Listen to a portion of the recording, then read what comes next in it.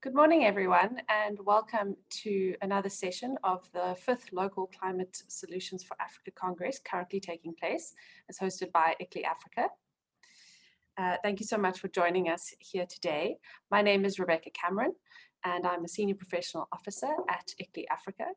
We also have with us and presenting is Esther Mogorosi from the World Secretariat, the ICLEI World Secretariat, and she is the Manager of Innovative Finance. Esther, if you could just unmute and put on your video to say hello to all our participants. Hi, good morning, everyone. Thank you, Rebecca, for the invitation and the introduction. As she mentioned, I'm Esther Mogorosi. I work at ICLEI World Secretariat. I work with climate finance. I'm head of innovative finance. And my flagship initiative is the Transformative Actions Program. We will talk about a lot here today. Thank you so much. Thank you so much, Esther. And thank you for joining us. We really appreciate it. Okay. So before we go into the main kind of content of today, what I would like to do is just draw out a few highlights from especially yesterday of the Congress, and encourage you to continue joining us, because if you've joined us here today, we know you have an interest in actually submitting or learning more about project preparation processes and how the TAP can support that. But you know, the whole of the Local Climate Solutions for Africa Congress is actually speaking on just this topic. So I think, so I'd like to draw out a few key quotes from some of our speakers. Specifically, this is Georgios Grapsas, and noting that cities are important. They have great ideas and enthusiasm, but need help to achieve their climate change and energy priorities. And we're looking to finance projects that are sustainable, applicable, and scalable. And these are all matters that we're going to be talking about today, and especially how the Transformative Actions Program, or TAP, can actually provide that assistance that we know cities need. Also just noting from Kosi Baker, who is the Director of Waste Management and Regulation at the City of Johannesburg in South Africa. She reflected quite deeply on the kind of steps that cities need to take in order to attract financiers. And we would say one of the first steps is also looking at how the TAP application can actually support you to turn a project idea into a project concept. But there are other aspects here, such as good corporate governance and risk management, project alignment, project monitoring and evaluation, robust financial management, and political buy-in for this work. Mary Mbenga had some really good reflections yesterday. She is the Chief Officer for Environment and Natural Resources in Makueni County in Kenya. And she leads a lot of this work in terms of actually taking kind of the county's plans and engaging with funders and looking for funding for these projects. So she has a lot of experience, and reflecting on that, she said that her advice to subnational governments would be to start somewhere, even if it's with a small fund mechanism before going to donors. And in Makueni County, a good example of how they've used their own resources to start funding climate action in particular, was that they have dedicated 1% of their budget, their local government budget, for a climate change fund. And they're not doing this alone, they're actually doing this at a regional level. So they've collaborated with a number of counties to do this. And over time, they've actually been able to work to secure more funding from the Green Climate Fund, the World Bank, and others. So we hope that today is your start somewhere that Mary speaks to. And then finally, we have Carla Rosboom, who's a senior finance expert from GFA Climate and Infrastructure. And she mentioned an initiative called the Covenant of Mayors Sub-Saharan Africa, which was spoken about yesterday. And why I would like to mention is that there are some really good tools also coming out of that, which will help, you know, once the TAP application, once you've had a chance to kind of complete a really good TAP application, you can also start to grapple with some of these other aspects of project preparation through some of these tools.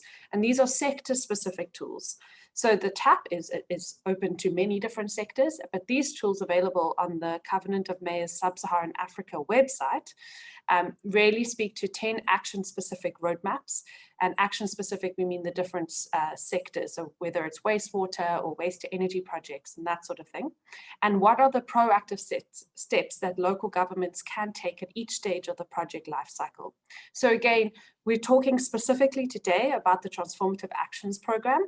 and how to complete an application for that. But importantly, there are a number of other tools that cities can also make use of. And we will speak to these at the end of the presentation.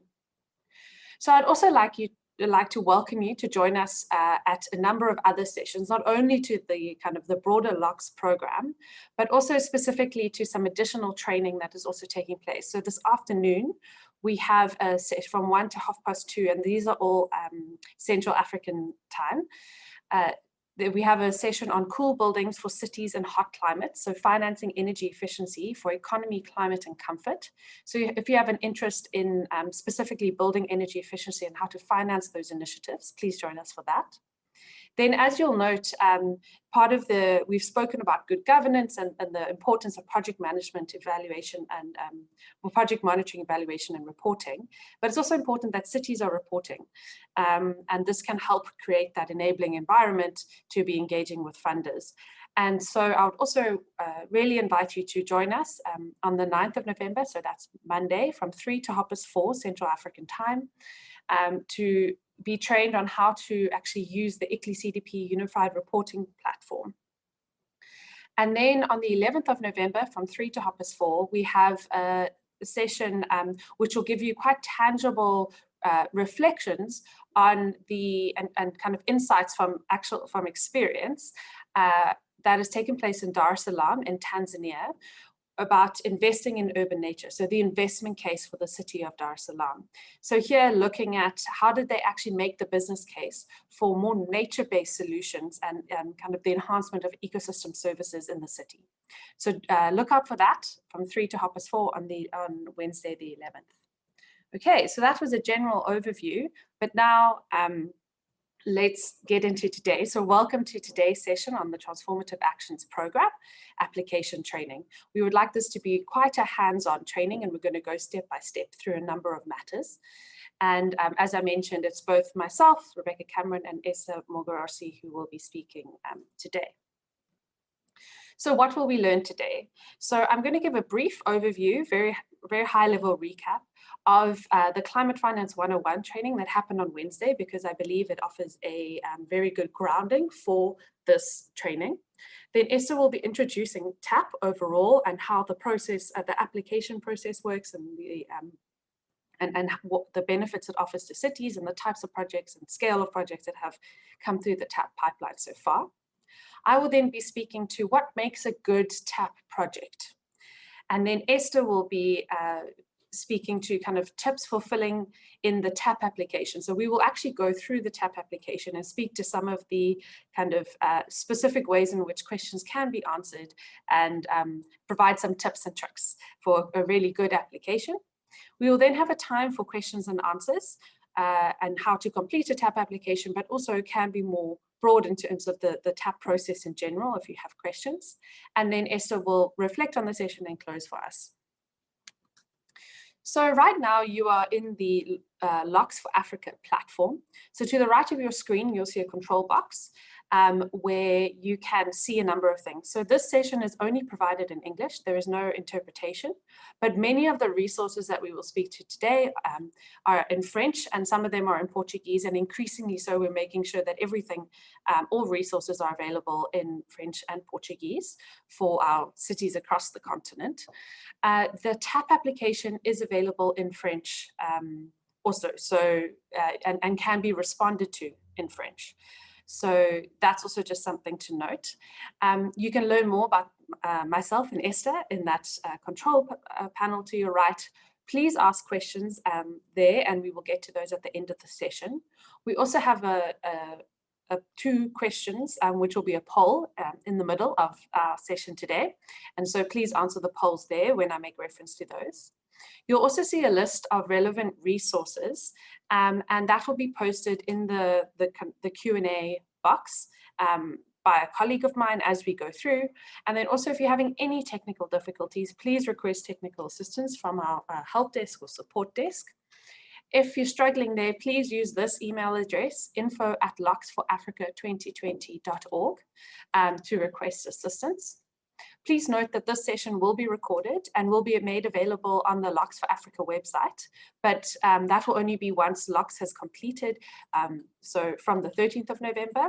So if you would like to share this session, this recording with others, or you'd like to watch it again, please find it by going into the auditorium and then scroll down to the bottom of the agenda under past sessions. And you will see there's a recording of not only this session, but actually all the sessions that have taken place so far. So in case you've missed one and you want to catch up, please also see there.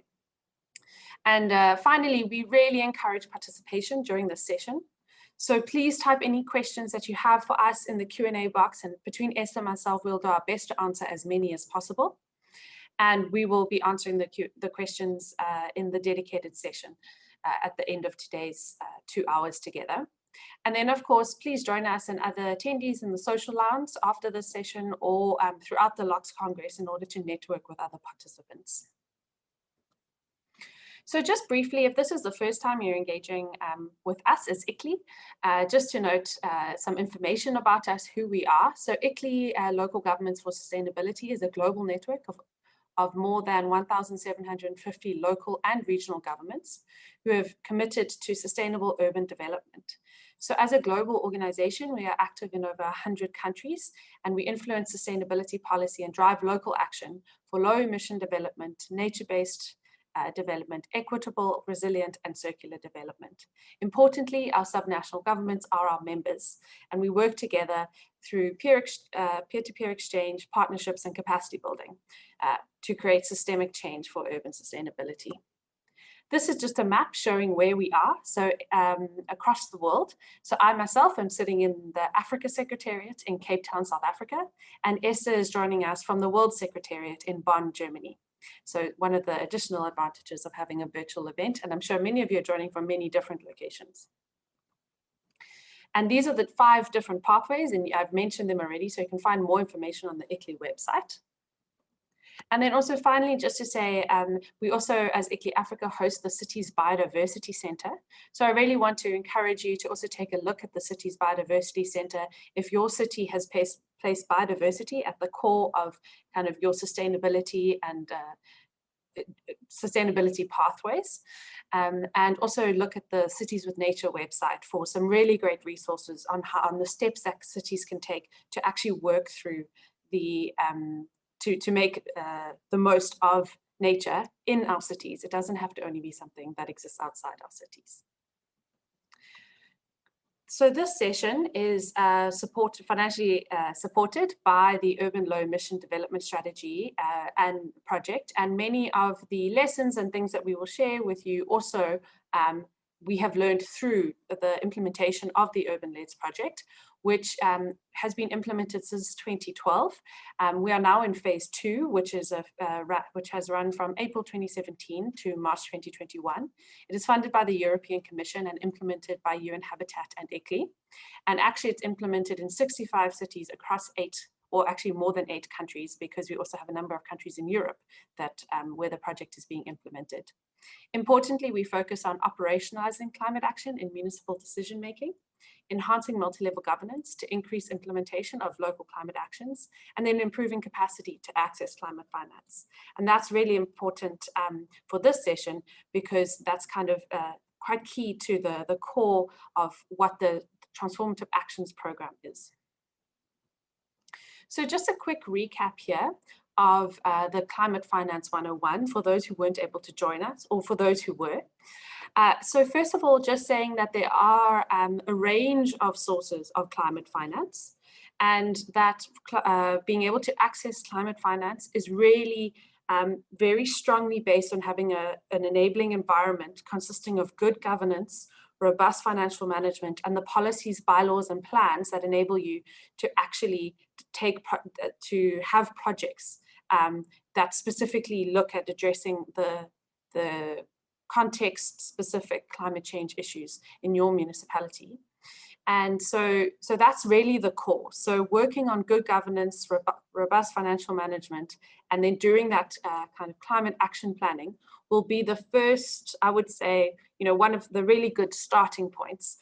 Because once you have a plan that says, oh, we need a number of climate, we've identified the need for a number of different projects that have a climate impact. Because almost all projects actually can have a positive climate impact if designed correctly. You can then look at that list and say, okay, how do I actually use our internal financial resources to make this project a reality?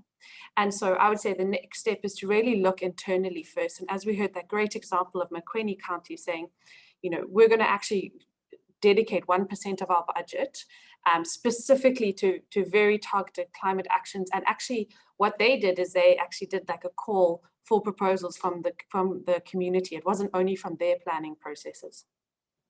Importantly here, the internal financial resources, we need to think broadly around how we think about this. So it's not only the intergovernmental grants that subnational governments may receive from national governments, but also the tariffs and rates that are paid, and that speaks very closely to the robust financial management and good revenue management of the municipalities, and then also procurement. So how you as a local government or subnational government are actually spending your money, or choosing to spend your money, becomes very important because not only are you creating demand in the market, so you are able to change how the market kind of operates as someone who is requesting different products, services, goods from the market or service providers, whether it's cleaning products or how you construct your infrastructure, or the kind of where you're procuring energy from, if you're permitted to procure energy directly, or the type of kind of food you're using, even in your, and where that food comes from, for catering of events. It can be from the very large things down to the relatively smaller areas of procurement.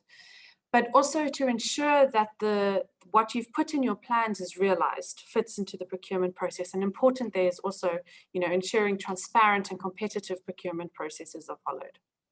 Again, speaking to good governance and robust financial management. Then seeing if the internal financial resources are not sufficient to meet all the needs, which is increasingly the case. We need to now look externally to external financial resources that come either from the public sector, so other governments from around the world, or maybe there's special grants that sit outside the intergovernmental grant system that are available to you from your national government. There's also funds from philanthropic institutions, so kind of donated funds. And then there's also the private sector. And increasingly, it's acknowledged that the private sector is a relatively untapped potential for subnational governments in Africa. And that's often because of that enabling environment isn't as well established there, but also because decentralization doesn't permit, every municipality or every subnational government in Africa to actually access loans. So grants, I'm just going to go through a few of these different types because this will come in later when we talk about the TAP applications. So grants is money that we do not need to pay back, but there are rigorous requirements in terms of proving that the grants were used efficiently, effectively, and for the desired impact. Then we have kind of loans and debt. So this is, we're all familiar with these, whether you've taken out a home loan or maybe you've taken out a loan for a car, it's money you have to pay back. And so in order to prove that you can pay back that money, you need to have that good governance and robust financial management in place so that people, lenders, banks or other financial institutions really feel quite certain that they will be getting their money back. Then in terms of equity, this is an increasingly interesting part of finance. So equity is something that the private sector can bring in. And equity is a division, you are kind of handing over certain decision making in exchange for funds. So when you buy shares, you're actually contributing equity to a company. So, but obviously a municipality cannot have equity brought into it, like you can access a loan or a grant. Equity is something purely for the private sector, because a company needs to be established in order for equity to come in and fund potential projects. So there, public-private partnerships, they potentially unlock the opportunity for equity to be a potential source of finance for a project. And then increasingly guarantees and insurance are being used. So here, what it helps to do is it says, it just helps to reduce risk associated sometimes with loans, especially, or other project-related risk, and we'll speak about risk. But increasingly guarantees and insurance are mechanisms that are being made available to subnational governments and other kind of project implementers to finance a range of projects. So just a quick reminder here that climate finance is actually any money that, so wherever it comes from, or whatever kind of the ones that have just different types of financial mechanisms I've spoken about, whichever type they are, they're actually any money that is spent on trying to either support mitigation by reducing greenhouse gas emissions, or supporting climate adaptation by reducing vulnerability of populations to a climate hazard. That is climate finance. So we don't only need to think about climate finance as narrowly something that comes from a climate fund, but actually it can be any sorts of finance. And then importantly, it's just the flow of finance. So this is important because, and we'll discuss it with the TAP applications, but really the kind of what the TAP is looking to do is saying that we understand the system in terms of, their funders. Then you get DFIs and other climate funds. So DFI is Development Finance Institutions. So we have, we have the European Investment Bank, the World Bank at a global level, but on the continent, we have the African Development Bank. We also have the Development Bank of Southern Africa. And the money flows through all these people before it actually gets to the cities. So, and what's really important is that local governments, subnational governments actually start to build relationships, especially with the people noted here as financial intermediaries, to understand how projects can be funded. But please watch the Climate Finance 101 video, the recording on the platform, if you would like to learn more into this, because we just don't have the time today to go into all the detail. Okay, so that was a brief run through of the Climate Finance 101. I'd like to now ask you to complete a poll, and we'll come back to the results once Esther's presented on the TAP. But the first question is, has your city submitted a TAP application? So on your right, you'll see the poll go live, and please answer yes, no, or don't know. And then a second question for you to please answer is, does your city intend to submit a TAP application this year in the TAP application window that Esther will be speaking to in a moment? So again, please answer yes, no, or don't know. So this will help us also understand who's in the room and what sort of information we're trying to share with you. And the poll will be open for about a minute or so. So please answer it now, and then we'll come to the results. Esther will speak to the results in a moment. Thanks so much. Esther, over to you. Yeah, thank you. So to give you an introduction on the TAP, what it is, first of all, what's this abbreviation? As you can see it up in the right corner, it's the abbreviation of Transformative Actions Program. And yeah, so with the TAP, what we want to address is exactly to enabling access to finance and scale up local climate action. We would like to help to accelerate low to emission and climate resilient development, and also support national goals through the local transformative infrastructure projects. So we also very much advocate with the TAP for the multi-level governments and vertical integration. How we do that? So the TAP is a project pipeline and also a project preparation facility.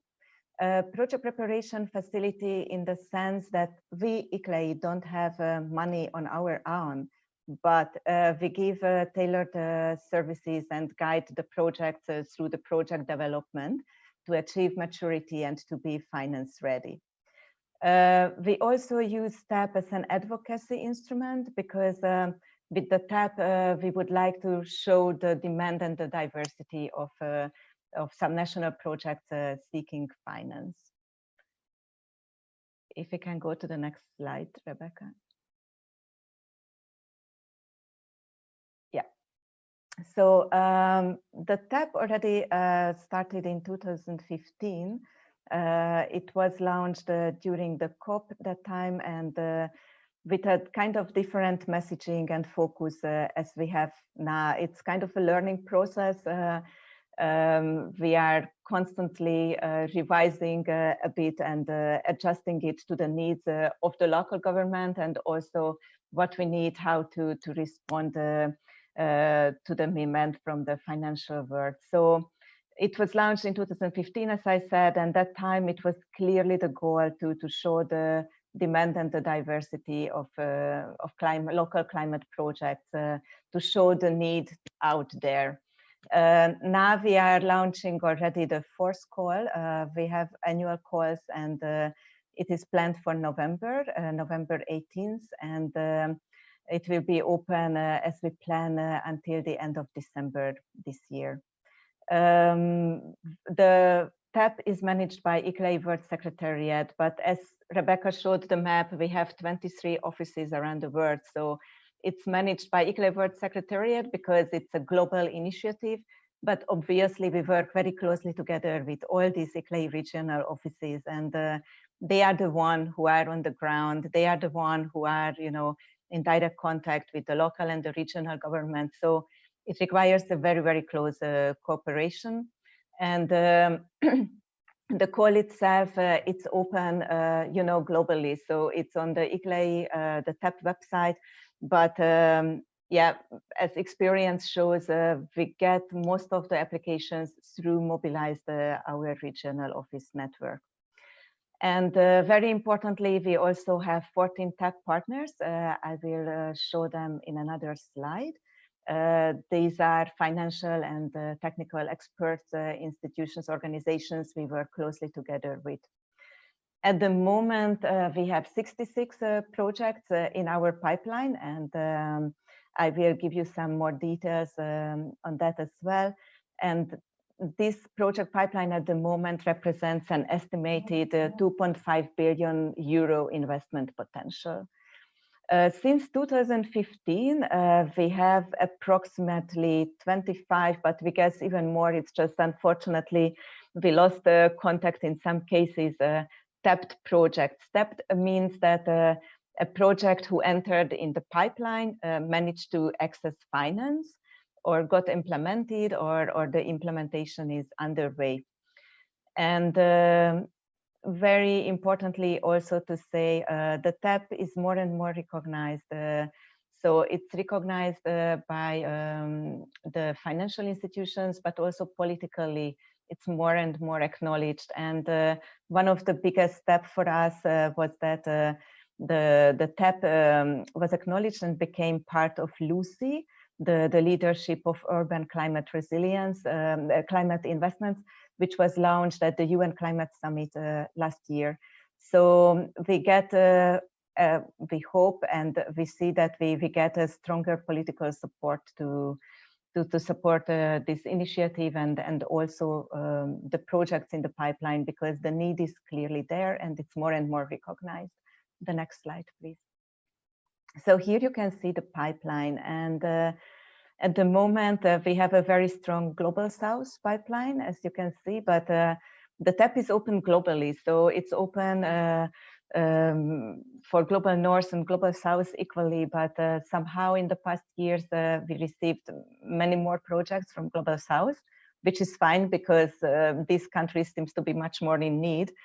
And also within that, you can see that we have most of the projects coming from Africa.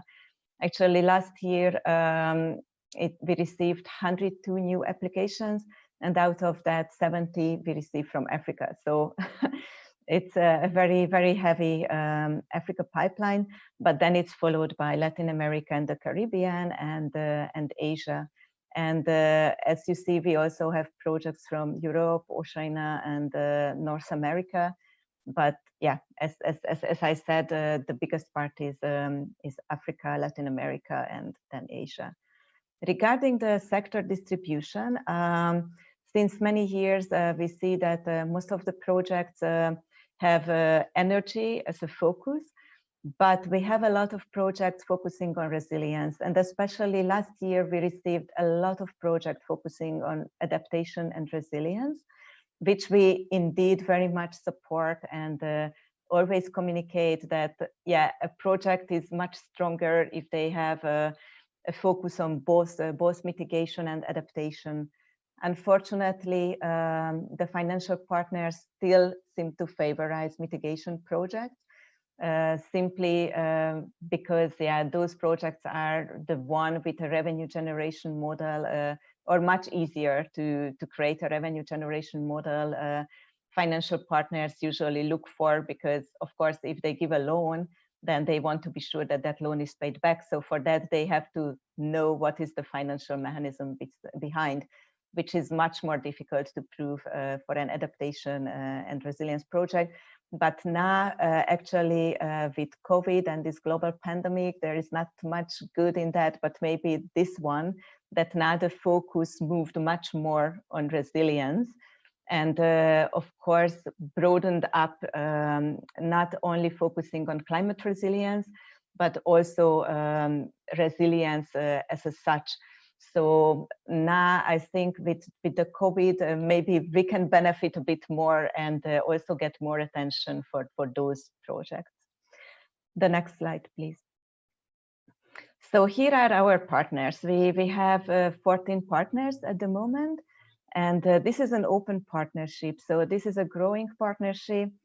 And at the moment, as it looks like, we have bilateral agreement with each of our partners. So our dream mission goal is to build up once the real value chain with all these partners. You can see here, it's quite a powerful partnership. Although at the moment, we have a specified activity with each partner we work together with. So to give you some example, Better West is a German crowdfunding organization. So of course, with them, we work on crowdfunding.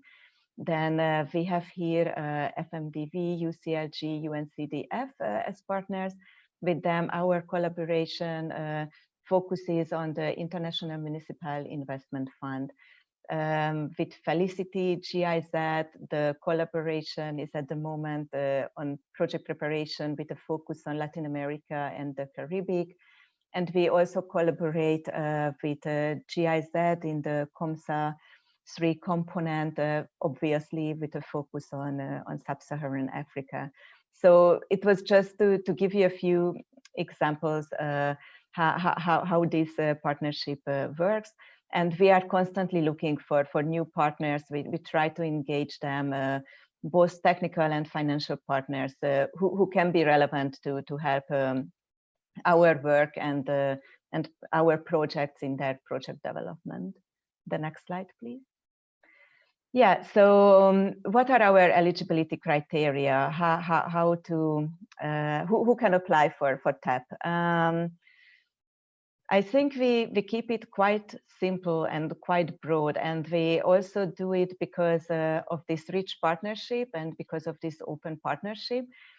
So we don't want to limitate ourselves, meaning we accept projects at any size, because we work with partners who focus more on early stage project preparation, who already would like to be involved at the very beginning of the project design. But we also work with partners who work with large-scale projects, with more mature projects. So we don't want to limitate the applications regarding the size or the level of the maturity of the projects. What is very important for us that the project applicant has to be a local or some national government. Since last year, we also accept partners, but partner meaning it can be a private company or an NGO or university. But in this case, we ask a letter of support from the local or the subnational government, because we want to be sure that this partner really acts on behalf on the local or subnational government on their benefit. So we accept those, but then in case we need this proof. Another important criteria is that we only accept infrastructure projects. So understanding that, yeah, projects really need a lot of studies to be prepared. Still, we cannot support if you just submit one study looking for finance. And it's not because of us, it's because of our partners and the financial world as it is. So they usually wouldn't find just a study, just a technical assessment or a feasibility study. You have much better chances to get finance for that study if you can put it in a much bigger context, if you can prove that, yes, you need this study because then there will be a much bigger infrastructure project being implemented based on the data of that study. Then we, of course, check the transformative impact, and we have our definition on what is that. And when we go through the application form, I think it's quite well reflected also there. What does this mean? Basically, it's around 3 main categories. So a project has to be ambitious, just to give an example, to address the SDGs, to be aligned with national and international goals, to have a really significant climate impact, to have significant social and economic benefits. Then it shall be cross-cutting, meaning also considering a holistic approach, a cross-sectoral approach. And of course, it has to be also inclusive meaning that, for example, gender, vulnerability groups, local businesses are considered, job creation, and so on. But when we go through the application form, I think you will get a much clearer understanding on what we mean on transformative impact. And of course, yeah, the whole TAP is, as it is an ICLEI flagship initiative, it's embedded in the broad ICLEI work and mission. So, of course, each project, they have to be aligned with our 5 pathways, which Rebecca already mentioned briefly. The next slide, please.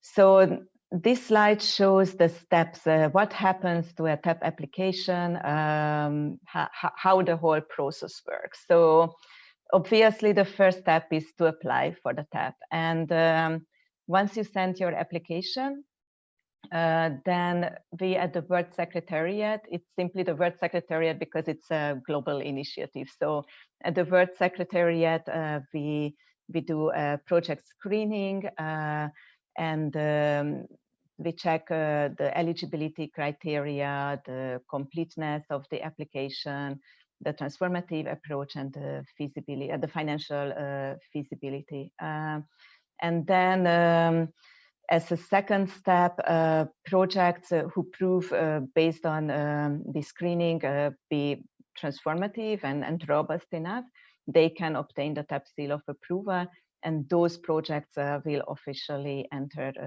the TAP pipeline. So not all the projects can become TAP pipeline project.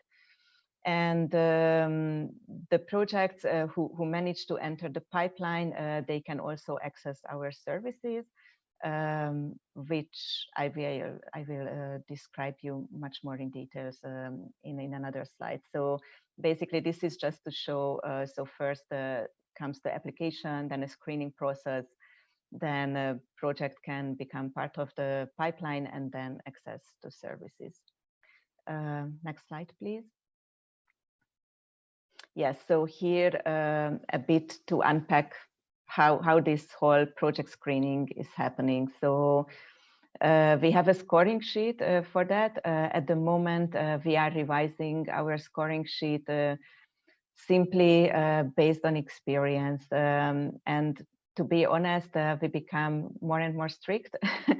And we simply have to, because it also helps projects to have better chances, to be honest, to access finance and to get the interest of potential financial partners. So our scoring, screening, it's really a tool to help you project submitters with your project development. So whenever we talk to local governments on the screening results, I always try to emphasize that we are here not to criticize you, but we are really here to help you. So to point out things, to ask questions that, you know, financial partners, institutions will anyway ask you. So better if you work on that with us, and we help you to improve your project concept, that it reaches the level, you know, to show for potential financial partners. And if you follow those recommendations, you have better chances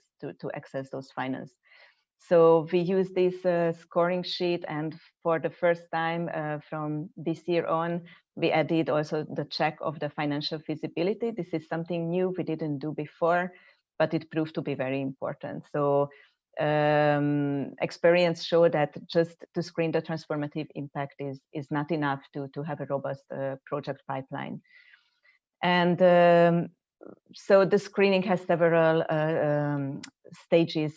Once we do high-level screening, but then there is really a conversation starting with the project applicants. So we go back with clarification questions, because yeah, the application form has its limitations. So, and we also ask applicants not to write too long in the application form, but of course, then we need to get more information to be able to screen and the project applications and understand better what is really behind those lines and words.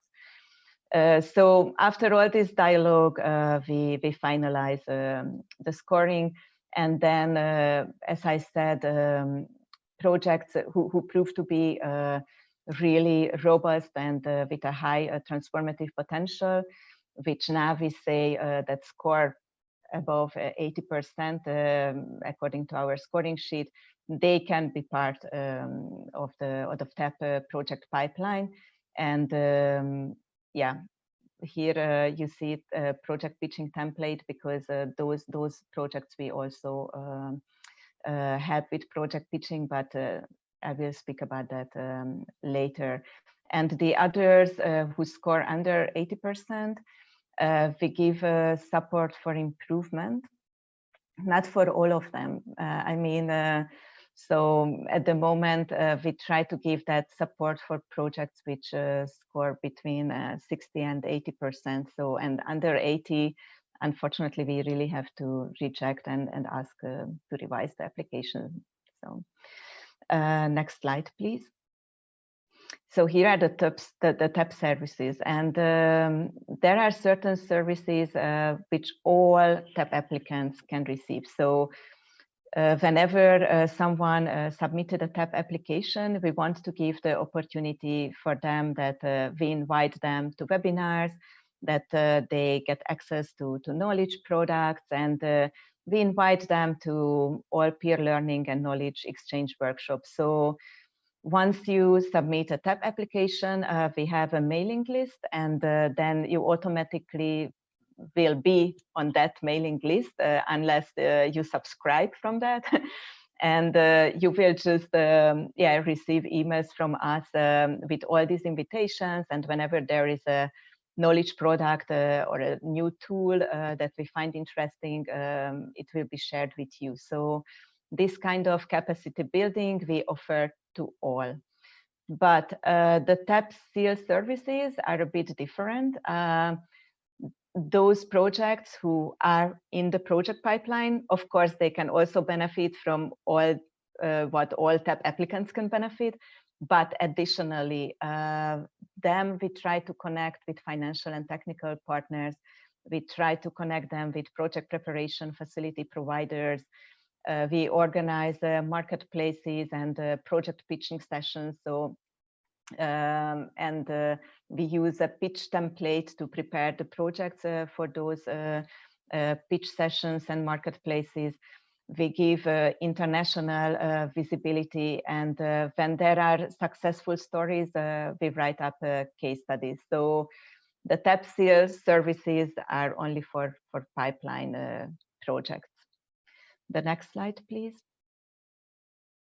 And we already developed quite a lot of tools, the so-called TAP tools. And you can find all of them in these two websites, which you can see in the bottom. So I will not go too much into details regarding those. But there is a climate finance decision-making tree. It's an interactive tool, also available in English, French, Portuguese, and Spanish. And this helps you to guide through using only yes and no questions, which of course then simplifies everything maybe a bit too much, but still it helps to guide you to find the right financial mechanism or tool for your project. And also in each cases, there is a description of that financial tool. So for example, the land value capture, there is a description, also what are the advantages, the disadvantages, and there are then links to case studies and interesting websites. We have a climate finance glossary, which is a collection of climate finance terms used and usually, and also which helps you to embed in your project application.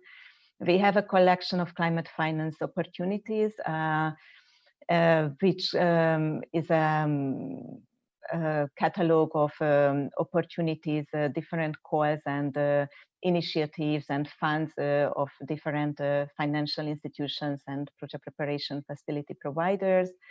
We have a climate finance bibliography, which is a collection of climate finance webinars, toolkits, guidelines, databases. And we also created a pre-feasibility study template, which is also available in English, French, Spanish, and Portuguese, simply to enable local governments to do without an external support a pre-feasibility study. We just launched a bankability checklist, which is a 2-page checklist to help you to understand the questions usually financial institutions look for and ask you if you want to access international finance. And we also have fundraising and project pitching tips and guidances you can find in these two websites. Yes, I think now it's over to you, Rebecca. Indeed. Thank you. Thank you so much, Esther. I really appreciate your presentation.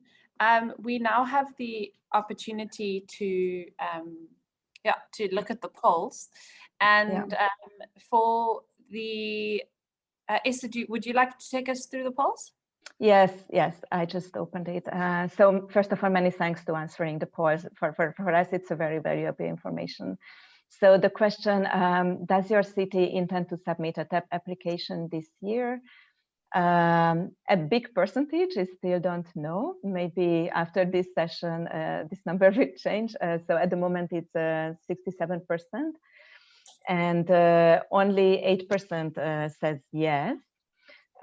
So let's see how these numbers are after this session. And then has your city submitted a TAP application? Don't know 50%, no 42%, and yes 8%. So many thanks for that. Yeah, let's just continue. And I'm curious how many applications we received this year. Thanks, Esther. I think it's great to know that in the room, you don't know if your city submitted, you don't know if you're necessarily going to submit, but you're here today to learn more. So that's really exciting. So yeah, we're very happy that you all have joined us here. What I'm now going to do is just take us through kind of what makes a good TAP project. So this is based on a number of lessons learned through reviewing TAP applications, supporting cities to submit TAP applications, and then also engaging with funders and financiers on how they can, the types of things they look for, and how to get your kind of the things that need to be considered in your TAP application in order to have it tapped and be part of the TAP seal pipeline. So getting over that 80% score mark. So these are the things that we look for. And what's really important is that, you know, TAP has been designed to actually, it's a really good indicator for just what makes a good climate project overall. So I went into some of the detail of what makes a good climate project, but this specifically speaks to TAP. But you could use these same principles, these same elements of what makes a good project, TAP project, to apply to actually most other projects. So firstly, a good TAP project has a clearly defined scope.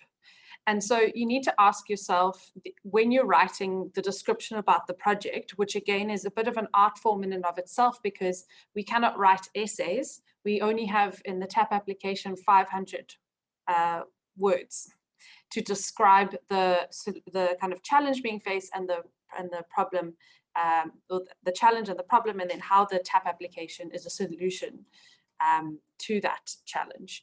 So I think that is something that also maybe from my own experience in completing not necessarily TAP applications, but other applications, it can actually take quite some time to reduce maybe what started off as a full page description, or maybe even a few pages of description, down to 500 words. So not to underestimate that would be a first tip. So a good TAP application has a clearly defined scope, and a scope consists of a climate problem. So here is that what we find is many, some TAP applications that don't get past that 80% score, what actually has happened is that they actually aren't addressing a climate problem. So how do you know what a climate problem is? Well, first of all, we know that in terms of climate change, there are both causes of climate change and there's also impacts of climate change. And a climate problem is either a cause or an impact of climate change. So a cause is the increase of greenhouse gas emissions, mainly from the energy sector, the transport sector, and the waste sector. But it can also be from things such as, you know, from deforestation, from the lack of supporting the kind of ecosystem services that actually sequester carbon or remove carbon from the atmosphere. So that's on the mitigation side, okay? Then on the adaptation side, you need to understand what are the climate risks in your context, okay? So the way in which we experience climate change is going to be different. So some who are on the coast will experience sea level rise, for example, but if you live on a lake, you will most likely not experience any form of water level rise. So that's just a very, I mean, it's almost a too simplistic example. But what's really important is that, you know, there's going to be increases in temperature overall and changes, kind of variability of rainfall, increased kind of storm events potentially, and then the impacts of kind of on the coast around sea level rise. And there are numerous hazards. And that's why you would do a risk and vulnerability assessment. So that's when I spoke about the enabling environment where you do this kind of climate action planning, do your greenhouse gas emissions inventory, do your risk and vulnerability assessment. That can be a really good starting point to be like, okay, this is a problem. Now, how do we solve it? And how do we turn that solution into a good project? So that would be the first thing. And it touches again on that second aspect of scope, which is the what. So it's what is the project? It's a set of solutions to solve the climate problem identified. And that's also something that is robustly investigated, is that actually is the solution that the project you have submitted, is it actually going to solve the climate problem? So, or is it actually going to, yeah, because sometimes we find that there's a incongruency between the problem and the solution provided. Then also having a good project plan. So setting out the outputs and activities. So how is the project going to take place? You don't have to have a full at the TAP kind of application stage. You don't necessarily have to have like a very detailed list initially, but we would like to understand how you see this project being implemented. Important is where also to put in your description. Where is this project going to be implemented? And don't assume that the people reading your TAP application know where your municipality is. So just make sure that you also, like, you know, you say, for example, Steve Trete local municipality in South Africa. so that everyone knows where it is. A time frame is really important. So when are you looking to implement it? How long is this project expected to go on for? Is there a time of like construction and then a time of operation? And then who benefits? Who are the beneficiaries? And we'll touch on this a bit more, but it's really important who your beneficiaries are, because that's also about impact. And then, of course, another who question is the project implementers. So is it just the local government? Is it a local government plus other partners? So who is involved in implementing this project? And that all needs to go into not only the description, there are other questions that cover this, but it's really important that you're able to kind of tick through all these different things when you think of the scope of your project. As Esther mentioned, a good TAP project is an infrastructure project. So what's important here is that what we also find is that subnational governments use TAP to request training for planning purposes or for capacity building. And there are other ways to request that sort of funding, but fundamentally the TAP application is looking for the actual, the actual implementation of an infrastructure project. But don't only think of grey infrastructure, as you'll see in the center here, which is a wastewater treatment works, but also consider nature-based solutions or kind of the use of ecological services. So the image on the left is an example of kind of flood management and how the restoration of a river system to support that. And then, of course, on the right, we also have all these new technologies around renewable energy and many others, of course. So think quite broadly around what we think of as an infrastructure project. A good TAP project has stated direct and indirect impacts and also possible co-benefits. So Esther mentioned this earlier, so I'm just going to go into some more detail. So a direct impact of a TAP project must be an adaptation, climate adaptation or climate mitigation impact. In terms of adaptation, as far as possible, we need to try and quantify the number of people made less vulnerable to a specific climate hazard. So is your climate hazard heat stress or kind of increase the number of hot days, or is it flooding, and what type of flooding is that? But the point is we also need to quantify the number of people. So what you can do there is you can say, okay, we're looking to focus on a specific part of the municipality, maybe, and then you can say, okay, so we know from our census data that there are approximately 1,000 people living in this area. So that's how you will know how many people. But if it's actually an initiative that could benefit the whole municipality, you could say it could have the impact of the whole population of the municipality, or could it even benefit more broadly if it's if you're sitting upstream of a river system, you can also think of the number of people who live downstream of that river system if you make improvements. So important to quantify the number of people made less vulnerable to a climate hazard if it's an adaptation project. If it's a mitigation project, you actually need to quantify the reduction of greenhouse gas emissions. So here, sometimes this can be a little bit more tricky, but there are tools available to support you to understand how to do this calculation. And often it's like an estimated calculation, but again, it is a quantitative value. So these are not necessarily, they start off, when you think about it, you can think about it more qualitatively, more as a description, but really good TAP applications have these two quantified, and even better TAP applications actually have impacts in both adaptation and mitigation.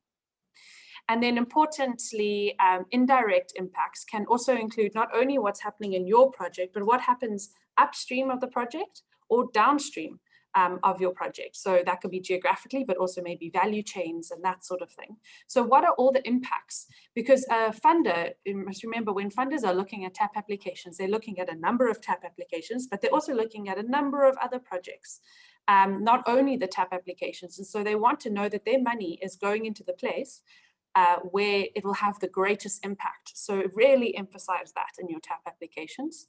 And to do so, it also really helps to emphasize the co-benefits. So co-benefits are the ones that funders look out for, are increased gender equality, job creation, poverty reduction, support to marginalized groups, and increased biodiversity. So these need to go alongside those kind of direct climate impacts that we've spoken about. And I would recommend that you join also a number of other sessions at the Local Climate Solutions Conference currently taking place. So we have a gender session, a training session on gender and climate action on Monday afternoon. And also we have a number of kind of nature-based solutions and ecosystem services and how to finance that around to support kind of increased biodiversity. What's also important to note is that support to marginalized groups is kind of a large term, and you need to understand who are the marginalized groups in your context. So, and it might look different between different local governments, even within the same country.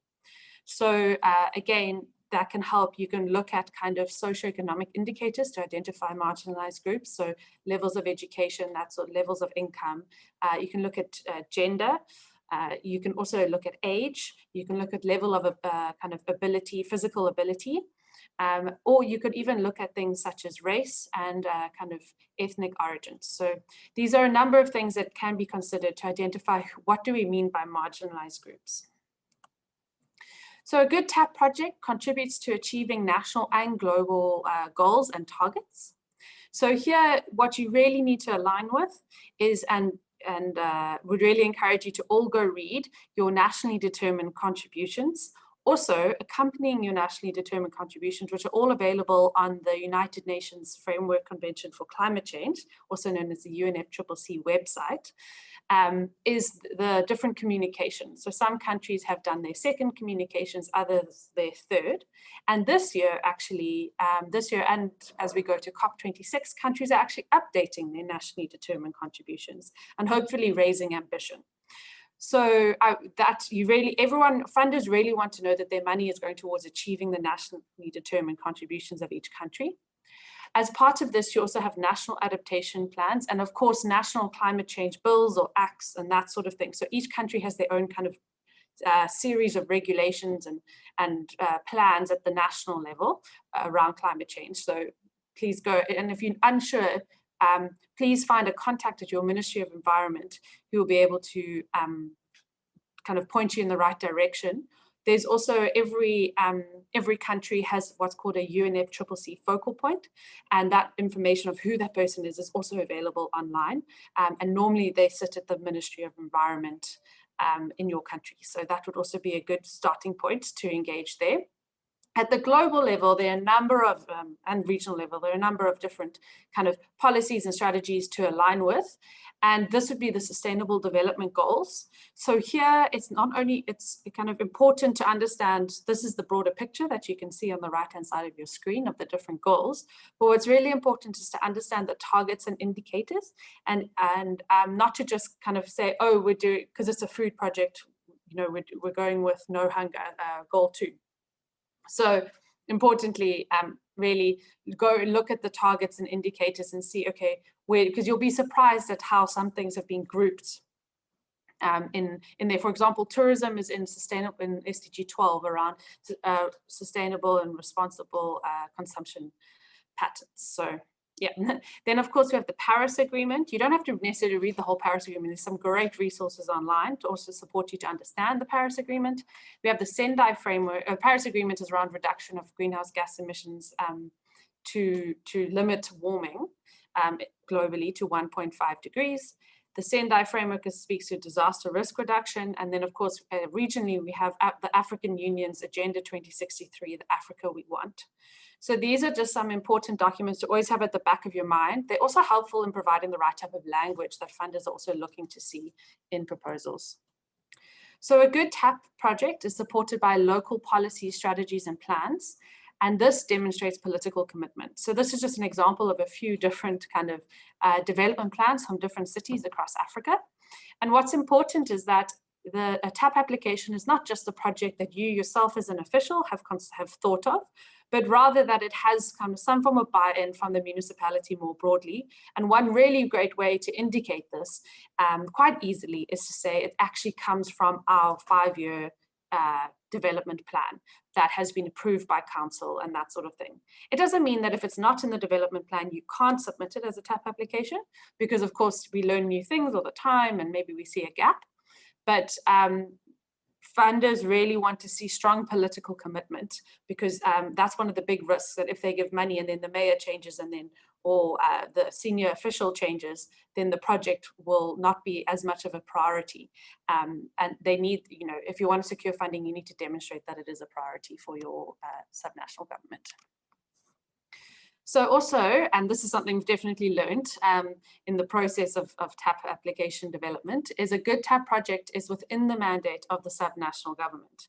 So really, subnational governments need to ask a few questions. So first of all, does my level of government have the functional mandate to deliver this project? So if it's a water project, do you have the mandate to actually deliver in the water sector? For example, if it's a water reticulation project, is your local government actually responsible for the kind of installation and then operations and maintenance of the water reticulation system? If not, it would be really important to partner with the level of government or sphere of government that is responsible and does have that mandate. So then what sort of financial mechanisms are permitted by financial regulations for my level of government? So it's a very important question. If you're looking to, what we need to know and what you need to know is, if you're looking for a loan, can you actually borrow money, and is there a limit? So this is often set out in kind of different kind of national regulations, often dictated by Treasury or other kind of levels, other departments at the national level, around what can a city actually do financially. And then a final question I would really ask, suggest cities ask themselves is, what contractual obligations are available to your city? So can a city enter into a contract that's longer than 3 years, or can a city enter into a public-private partnership? So because this will determine what sort of financial mechanisms are actually available to you as a subnational government. So as I mentioned, risk is really important, and a good TAP project identifies and manages risk. There are always going to be risks in a project, whether it's in the project itself, whether it's in your organization, or whether it's even outside of your control completely, and it's a kind of external risk, whether that's, currently the US elections are putting a certain amount of risk in certain markets, or is it the sovereign kind of, the way in which national government, the credit, the kind of ratings agencies, have they downgraded your national government or upgraded it, and all these sorts of things. So you need to show that you've identified risk, and then how you're going to, the actions you're going to take to manage risk. And this is also something that happens as you work through in the project preparation process. You define these further and further. And this is a helpful table. It's a very kind of general table that's used. And risk here is a function of probability. So how likely is it to happen? And if it happens, how severe is it going to be? And you need to decide also, what severe is. Severe could be kind of like loss of life would be quite severe. So that's how you then get, it's a simple calculation of just kind of assigning a number from 1 to 5 or 1 to 10 for each of those, and then multiplying it. So there's a lot of resources online about how you can do risk identification, and then how do you kind of note which are low, which are medium, which are high. And this is a sort of table that you can use. But don't try to, a good project is not one that has no risks, because that's actually not, it's not the reality. Every project faces risk. A good project is one that has actions to manage the risk. Okay, then a good TAP project knows the full budget needed for its implementation and operation, and when the budget is needed, and actually considers all cash flows. So this is just to think through the entire project lifecycle. This image is just to prompt the kind of broader picture of what the project lifecycle is. And when the TAP application asks about budget and financial feasibility, it's not only about the construction, but also about kind of operating and how is that going to be funded, and where are the funds going to come from, and when the budget is needed. So when do you expect, after construction starts, after how many years or how many months do you expect the project to actually start operating? Because what that means is, once you don't pay back loans in the construction phase, you only start paying back any loans you've received from the revenue of the project, and that's obviously only generated in operation. So timelines are really important for funders. So a good TAP project has also identified a range of funding sources. So going to one funder and asking for 100% of your funding needs is not always the most successful approach. Funders like that you help de-risk a project by having multiple sources of funding, especially if you're able to put any form of your own local government budget in, or you found a way to use national government grants that can support this project. And this is what the TAP application also asks for. If you've got any of kind of your own budget, national government grants, funding secured, or loan secured. A good TAP project also knows where in the project kind of preparation process it is and what it is asking funders for. So what we've seen sometimes in some TAP projects is, are you asking for money for a pre-feasibility study, or are you asking money for implementation? There isn't, it's not very clear about that. Or are you asking money for climate action planning? So be really clear about what you're asking funders for. And you can use this diagram. We went into it in more detail in the Climate Finance 101, but you can use this diagram to help you identify, okay, where am I in this kind of, this is a simplified version, and there's also other great resources available to support you to unpack this exactly. But yeah, so what we find is also understanding the difference between pre-feasibility and feasibility. It's also important. So we'll share some more resources about that. Then a good TAP project is scalable and can be replicated. So this is something that funders are regularly looking for, and that is looked for in a good TAP project. But what does that mean? So these are some of the questions. There are other questions that you can ask yourself, but these are the questions that I would ask myself if I was submitting a TAP application. So can the project increase in size over time if successful? So can it be added to? Can more people benefit from the project over time if it is successful? And can the impacts be greater over time?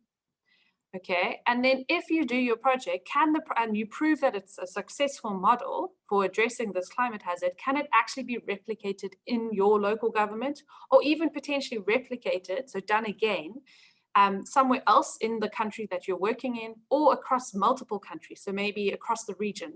So we think of regions as Southern Africa, Eastern Africa, Northern Africa, Western Africa, and Central Africa, and often they have similarities.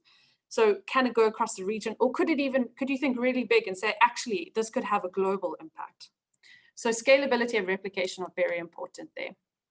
So that's all from me in terms of what makes a good TAP project. This presentation and the recording, of course, will be made available. I've had to go through relatively quickly, but we'll also answer some questions in a bit. But over to Esther. Thank you. Yeah, so I would like to drive through the whole application process and also the TAP application form. As I said, we will just launch the next call on the 18th of November, and the call will be open till end of the year. And this is our TAP website. So at the moment, if you go to the website, you still don't see this apply window. But when we have an application call, then we have this apply window open. So you can either go there, or there is also another button to click, apply to the TAP. And then if you scroll down, then you even have what is the TAP. And when you have this button, learn more, then you can also access all this information. So at the moment, don't worry if you go there. Those buttons and windows are not there, but they will be there from the 18th of November till end of December. And then if you go there, you will see that first you will be asked to register. So you have to fill that out. Here we basically would really like to control if the applicant, the potential applicant, is a local or regional government representative or one of their partners. So we do a kind of pre-screening already at that stage. And once your registration is approved, then you can download the application form. At the moment, the application form is available in English and Spanish, and by the 18th, we are working on the Portuguese and the French translation as well. So they will be all uploaded there. And if you have contact to our regional offices, of course, you can also get the application form from them. And the regional office colleagues are usually also there to help you to fill out the application form to assist you. And once you are ready with your application form, those shall be submitted to the TAP email account, which is tap@iclei.org. And now maybe to show you the application form itself. So I will now share my screen. Yeah. So we have a new application form. As we saw from the poll, not many of you already submitted a TAP application. So for many of you, this is not even a new form, but this is the form. So for those who already know how it looked like, also to explain why we changed the form this year. I think it's a great step because we worked on this form together with other CCFLA members. CCFLA stands for Cities Climate Finance Leadership Alliance, and it has approximately 50 members, city networks, financial institutions, also private partners from research, all working in the field of climate finance and urban development. So in CCFLA, there are 3 action groups and 1 is on project preparation. And in this project preparation action group, we decided to work on a harmonized application form. Because what we see, ICLEI, but also other city networks and financial institutions, that local and regional governments really struggle a lot, and it takes a lot of time for them to fill out different application forms. So we agreed that, yes, we develop one harmonized one, and this can be then used not only for TAP, but also for any other opportunities. So at the moment, we have the European Investment Bank, CDP, C40, CIF engaged so far, and also GIZ to use this application form. So the application form now is much longer than it used to be. It's not an Excel, but it's a Word format. And it has 2 parts. So this first part, and we will go through it quickly. So the first part, this is this harmonized part, which if you fill out, you can also use for other potential calls in the future by those networks and institutions I just mentioned. And hopefully later, many others will join. And then as our focus is still on the transformative impact of the projects, we have a second set of questions, which is particularly for the TAP applications. So if you apply for the TAP, then please fill out the whole application form. And again, don't be scared. It's at the moment 10 or 11 pages, but as you will see, a lot of questions are just ticking questions. So please don't be scared because of the length of this application. So Rebecca already said a lot about how to fill out this application form, but just to really go through this quickly together. As you can see, this first part, this is the part which was developed jointly by the Cities Climate Finance Leadership Alliance Project Preparation Action Group. So the first section is the harmonized section. And first, of course, it's gathering, the general information, the project name, the location, who is the project submitter, and who is the one leading in that project. And as Rebecca said, for all funders, actually, this is important to see the political buy-in. So we already at the very beginning would like to see if this project is already included in any local development plan, urban development plan, climate action plan, or any relevant strategy. We would like to see that this project is already not only in a line with local development goals and national development goals, but we would like to see that it's already embedded in those plans. And then, of course, the question, which sector the project will cover. Here you can obviously tick more, because yeah, most of the projects have a multi-sectoral focus. And then, yeah, the focus of the project, if it's adaptation, mitigation, as we already emphasized, yeah, it's always very much welcome if it's both, but you have to then prove how the project has both mitigation and adaptation focus. It's also not bad if it has only adaptation or mitigation focus, but when it has focus on both, it's usually really very much welcome. The current stage of the project, here we always see confusion, as Rebecca also pointed out, and honestly, I'm also a bit missing now from this application form that we didn't put a definition there. What does this mean, being in the concept phase or the pre-feasibility phase or feasibility phase or implementation? We at least added now this don't know, not clear what those categories mean, but based on experience, this is the point whenever we get to the stage to really have a direct discussion with the project submitter, when it turns out that in most of the cases, the project is not at the stage what is ticked here. So I'm thinking about maybe if we cannot edit here, then for the TAP applicants, at least we will prepare a guidance on that, what means what, and help you with this question.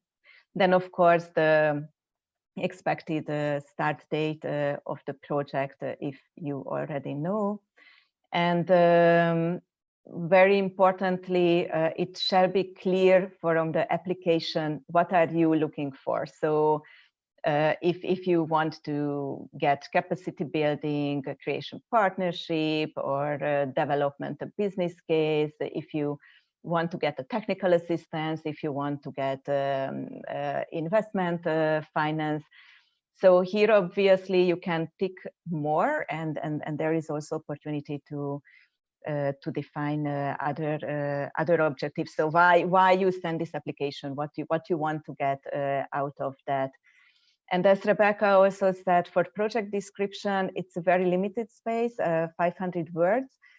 Still, you have to think here with the head of someone who doesn't know your project, because you, of course, you know your concept, you know your project idea, but just make it sure that it's written in a way that it's so well structured around the objective, the scope, the outcomes, that someone who never heard about your project can also understand what is the problem, what's the challenge you want to address, and what are the goals you want to achieve. So this although it's a very, very limited space, but it's super critical to understand what you really want to do. Then also this harmonized part has some questions on the transformative impact and additional benefits. And so yeah, on co-benefits like socio-economic impacts and also the climate impact. And just to repeat what Rebecca already said, whatever is possible, please quantify. Be as precise as possible.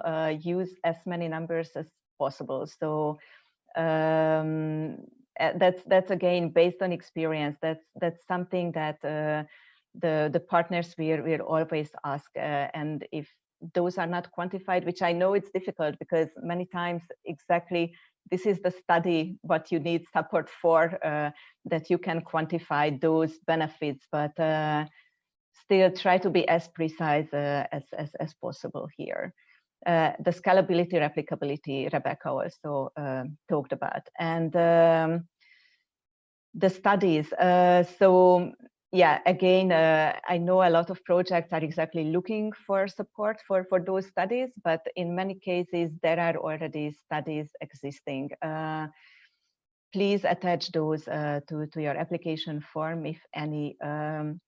If you have a detailed budget calculation, if you have, you know, photos of the project site, if you have a vulnerability assessment, if you have environmental impact assessment, whatever study you have available, please already attach to the document. And then also, yeah, so again, also on the social, environmental, and economic impact, if you have any studies on that, please attach to your application. If you don't, it's also not a problem because yeah, some funders, some project preparation facilities give exactly the support for that. So then feel free to click no. But if you have any studies available, then please attach. And the financial rationale, Rebecca already yeah, told a lot about that. Of course, the total cost of the project, we certainly need here a number with the indication of the currency. It might be evident, but still in many cases, we get a number without indicating if it's the local currency or if it's US dollar or euro. And I mean, it's make a huge difference. So please be precise here. And also, we would like to see the different sources. If there is anything already secured, how do you imagine the distribution of the finance for your project? And there is a new question added regarding on private resources. So seeing that, yeah, it's gaining a more and more important role, we would like to be sure that you already consider this or you are planning to consider that one. And then this application form at the end, of course, asks if you are okay that your application form is also shared with potential partners and project preparation facility providers. So this is the harmonized part. And then here it continues with the TAP part, which are the additional questions for TAP applications. And here, of course, we would like to understand exactly, you know, I told that for us, this is one of the eligibility criteria that we want to be sure that the project will really serve a local or a regional government. So we ask here more questions on that because we want to be sure on that ownership and leadership. And we also ask if you have a support letter from the local or regional government concerned by the project. So we are a bit overlapping with the questions of the harmonized form, but go a bit more into details because we want to be sure on those questions. And then, yeah, being Transformative Actions Program, we have additional questions on the transformative impacts and benefits. In the previous form, if you know the form, we already asked if the project is aligned with the Sustainable Development Goals, the so-called SDGs, and it was a simple ticking question. But turned out not to be enough. So what we got as advice from partners that at least with a one-liner, it should be explained how. So if the project, you know, supports or contributes to goal 2, no hunger, then at least they want to see one sentence or two how this project will support that goal.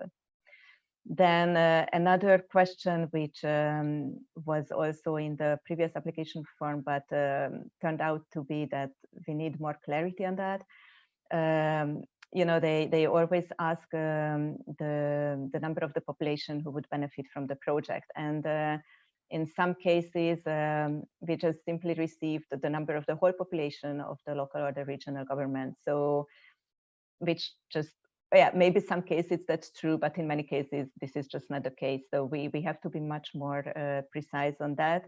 So that's now why we have this in 2 questions. So we ask the total population of the city region, and then we want to really calculate a percentage out of that. So another experience we learned is the holistic approach, which financial partners love.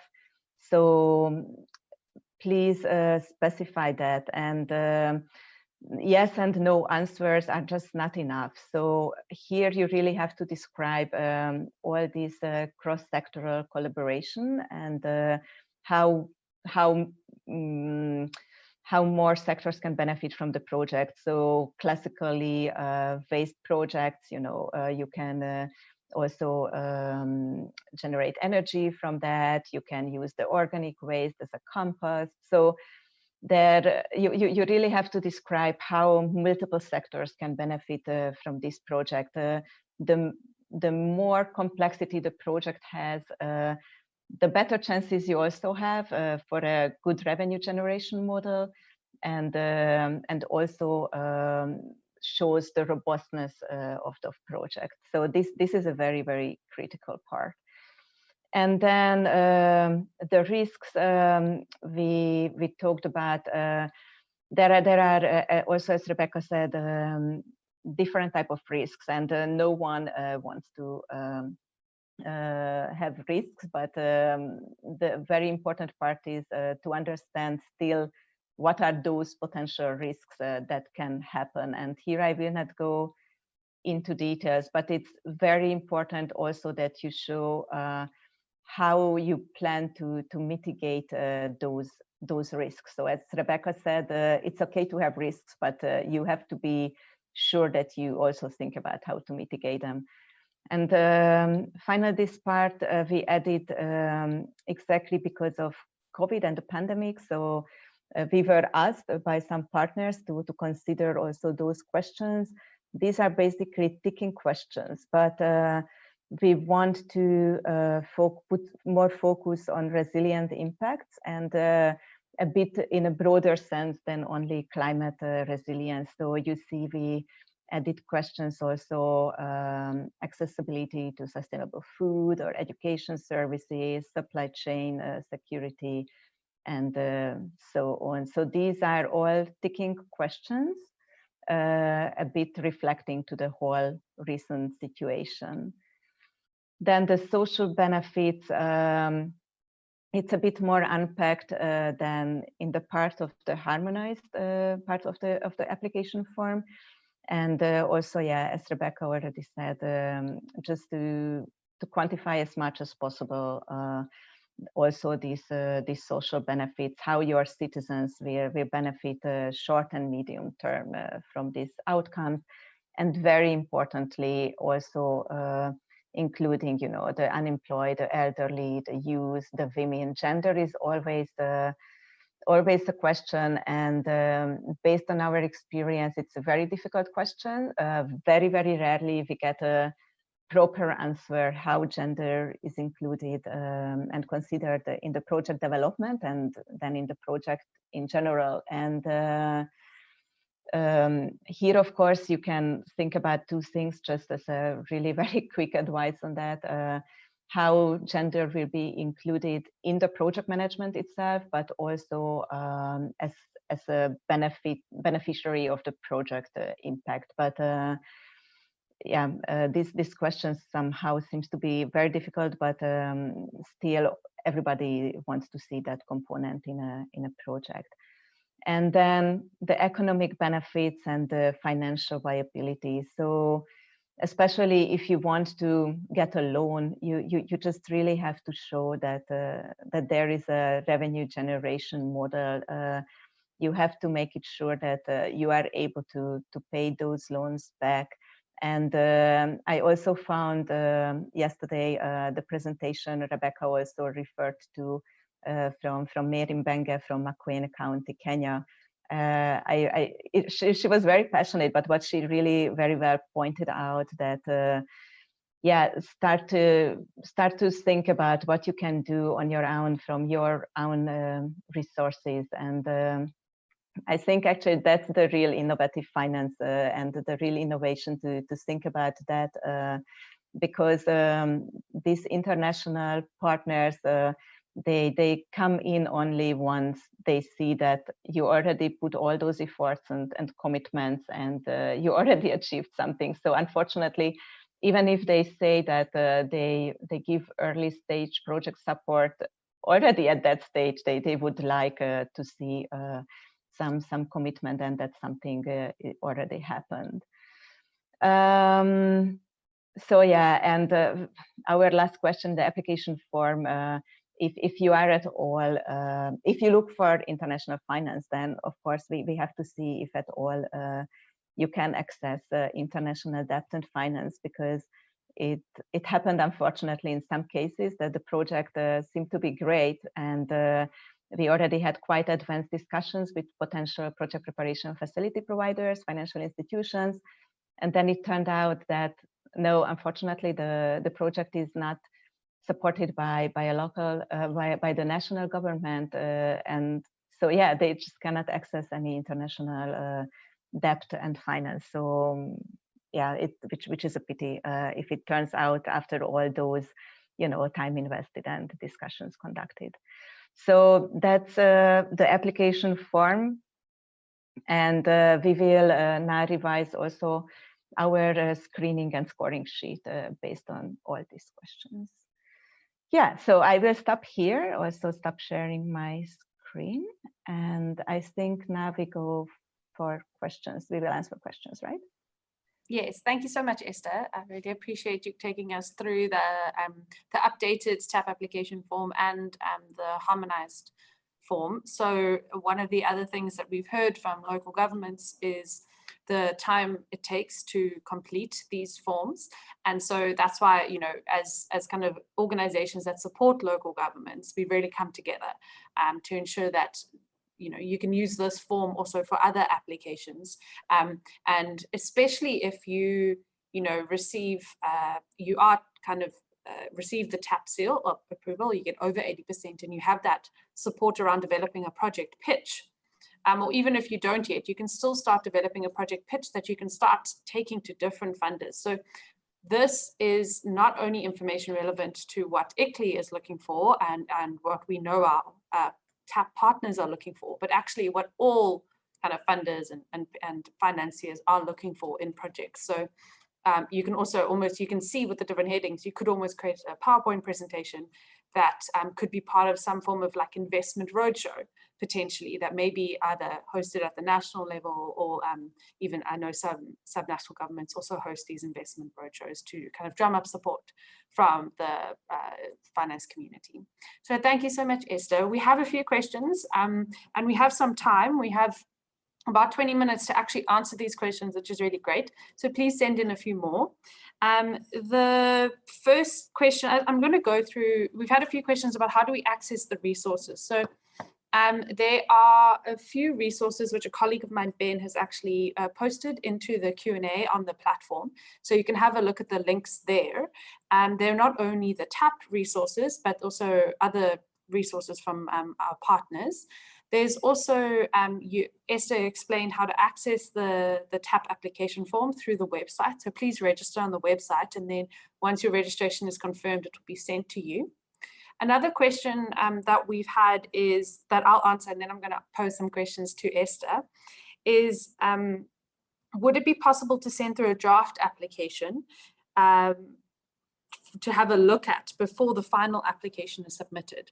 So first of all, I would recommend something that was actually suggested yesterday, is to make sure that a kind of senior member of your organization, your local or subnational government, actually reviews the application, to ensure kind of strategic alignment, and they will have a bit more, potentially a bit more experience around these. So I'd also recommend you have an internal review process. But also then, as Esther mentioned, TAP applications can be sent to regional offices. So in Africa, it's the ICLEI Africa regional office that you can send your TAP application to. You can send it to the general ICLEI email address available on our website, or if you have a direct contact through a project or an initiative with one of the staff, and then we will see how best we can support you in the time frame of the kind of the window that's for submitting TAP applications. And we will have, so we don't have a role in reviewing the TAP applications in terms of the scoring and everything like that. That's what the colleagues at the World Secretariat do under Esther's leadership. And so that is why we are allowed or enabled to support any subnational governments that are submitting.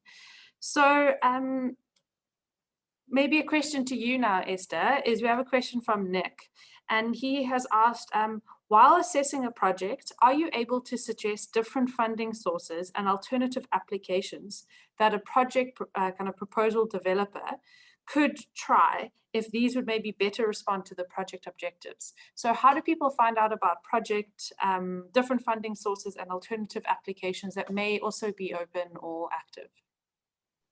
Mm-hmm. Yeah, so yes, thanks for the question. Very, very good question.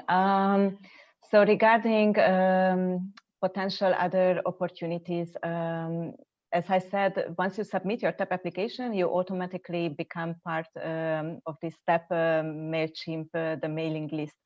And in this mailing list, we also post all those opportunities. So, or if there is a new knowledge product, a new toolkit submitted, prepared, developed by us or by one of our partners, or we learn that someone prepared such a useful toolkit, then we always share those information in this mailing list. So yeah, I think that can be one of the sources.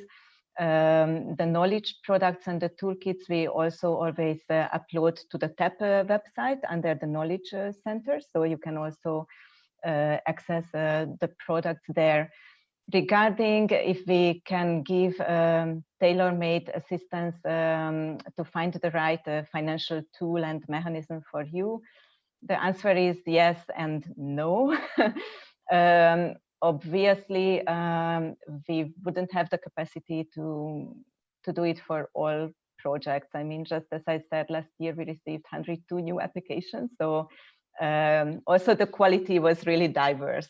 So we unfortunately cannot assist all 102 projects.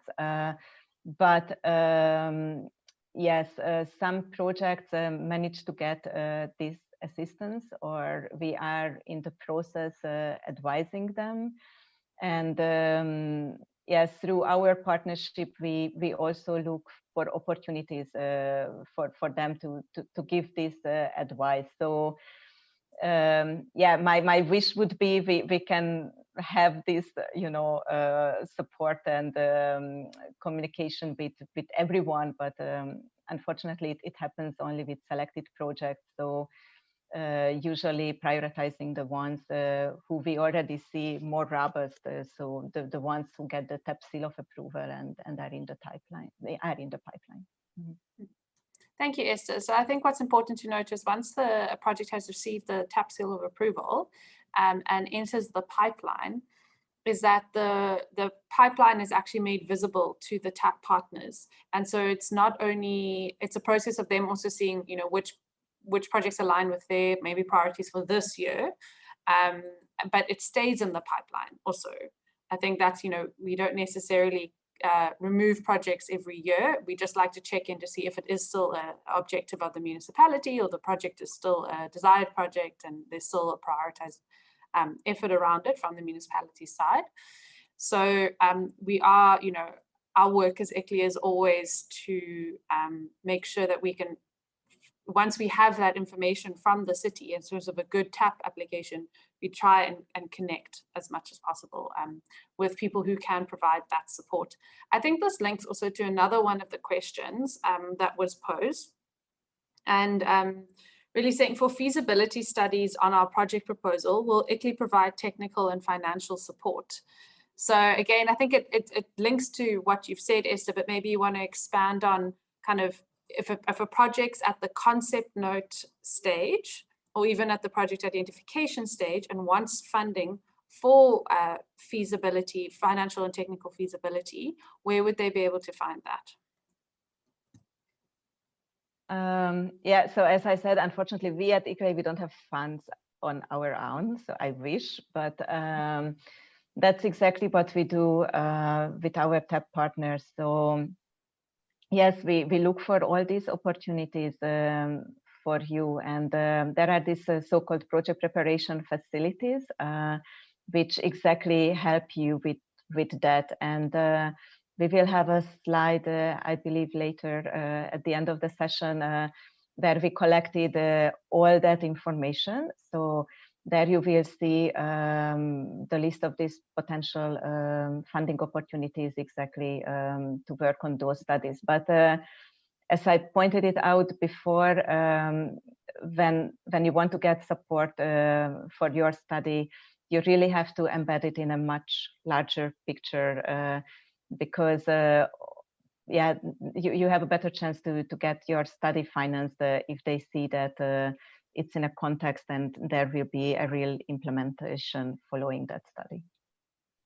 Yes, because I think important there is that you funders want to know that this isn't going to just be a study that ends up on a shelf and isn't taken forward.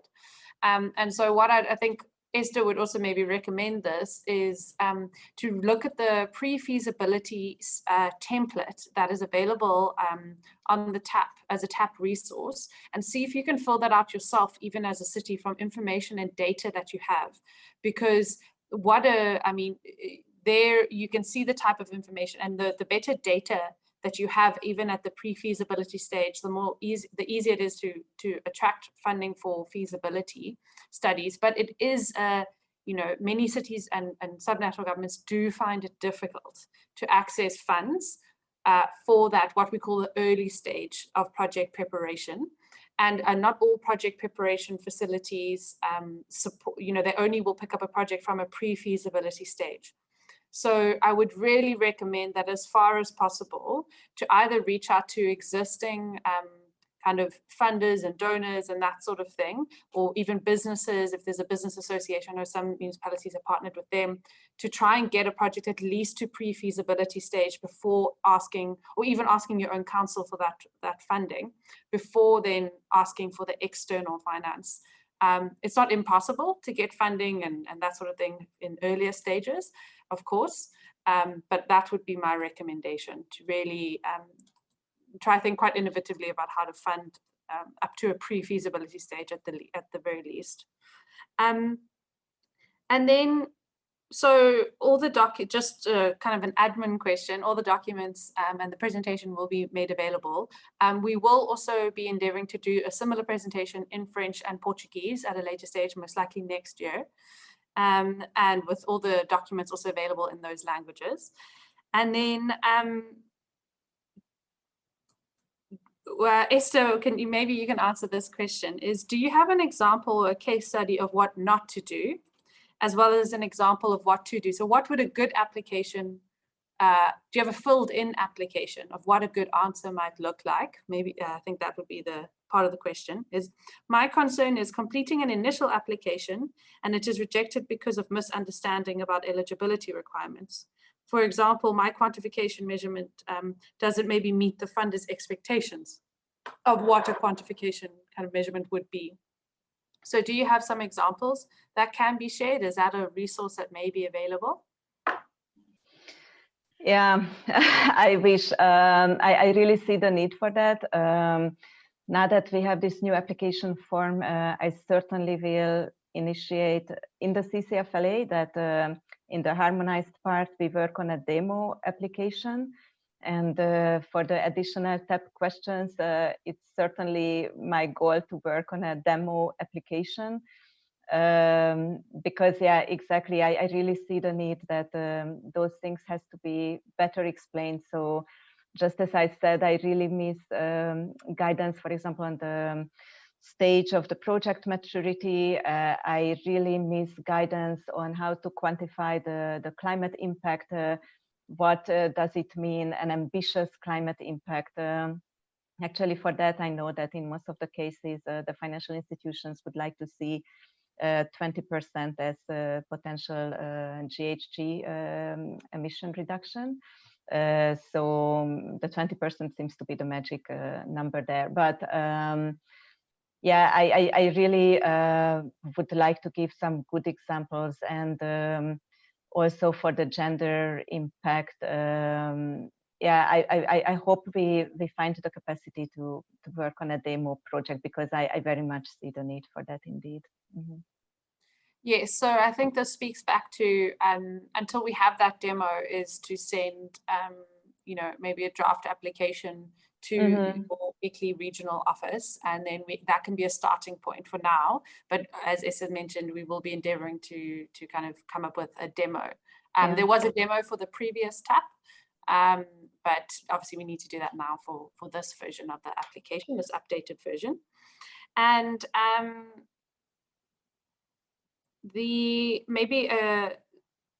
so another question, I think we've addressed it in part, but Wilson would like to know if TAP provides funds to CBOs. So I'll just answer this question, and then I'll pose a final question to Esther.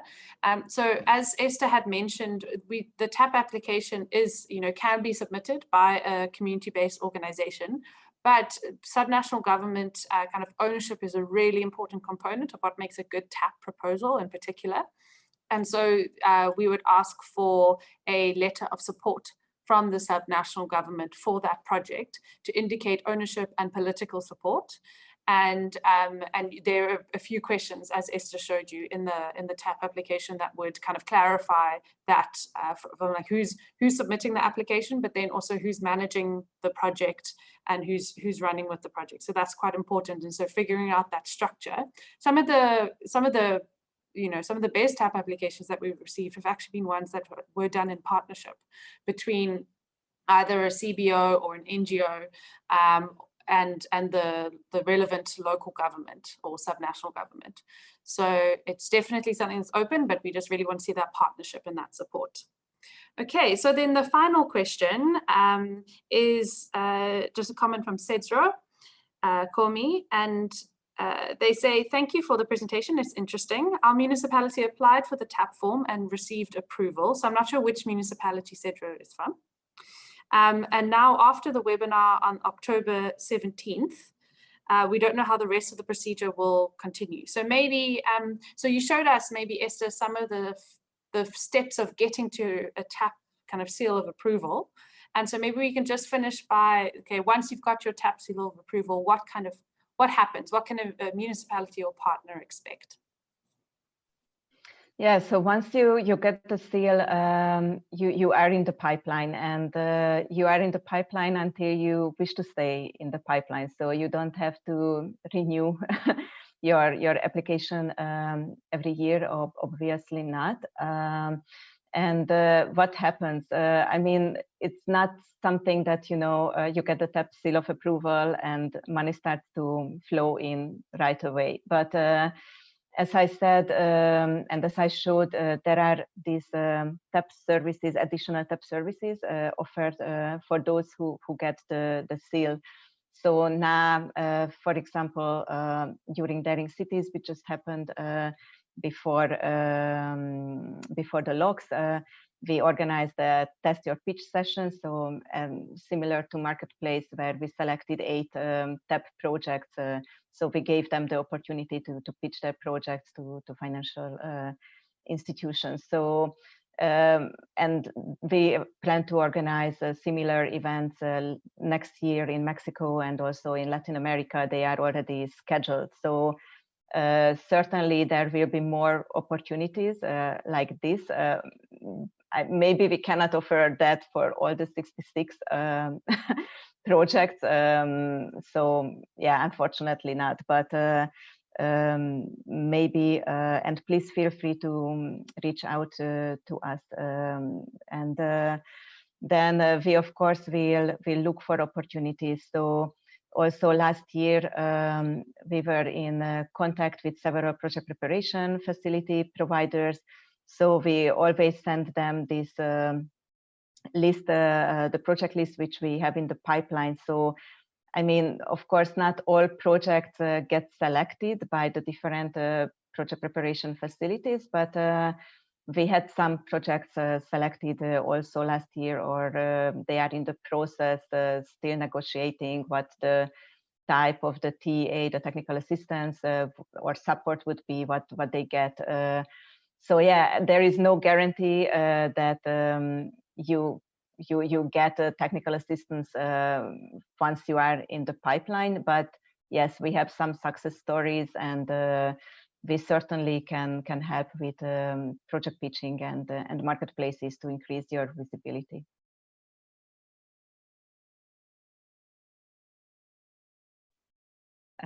You're muted, Rebecca.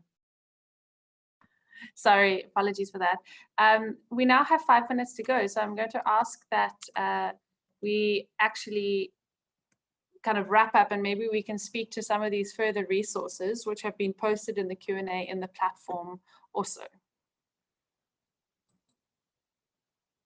Yeah, so here are some resources collected to help your application, and also not only your TAP application, your project development and your project preparation in general. So you can, of course, check out all that. I mentioned also in my presentation the TAP Finance Toolkit, where we have this decision tree, which is part of that toolkit. And as I said, there is also this glossary and the bibliography, which are also part of that toolkit. But then there is also, just staying first with TAP, there is also the pre-feasibility study template, the bankability checklist. So I believe they are all very useful tools, not only for TAP again, but in general for your project concept improvement. And then there is the 2019 edition of the World Observatory of Subnational Finance and Investment. We suggest to check out, and also guide towards unlocking municipal climate finance with the link. Rebecca mentioned the COMSA finance case studies, and these finance roadmaps, which were just recently developed, sector-specific guidance to find the financial tool and mechanism which would fit for your project. And this CCFLA Green City Finance Directory, if you go there, this is a very rich collection of project preparation facilities. So it gives you a great overview. What are the potential financial sources exactly for your project preparation and for your studies? So TAP is also listed there, but many others. So as I said, if you are part of the TAP mailing list, you anyway will get information if there is one call open. But yeah, but here you can also yourself check out what are the opportunities out there. And some opportunities which are already open or ongoing or will be open in the future. So as I said, we will just launch the 4th step call in November. So check out the website or reach out to our regional offices. Then there is the GAP fund, which is open. It's on a rolling basis. So you can already send your expression of interest if you want. It's called the City Gap Fund. It's managed by the European Investment Bank and the World Bank. and they specifically would like to support the early stage project preparation. Then the UN Habitat, they have a cities investment facility, which also has which has 3 pillars, and one is exactly focusing on project preparation.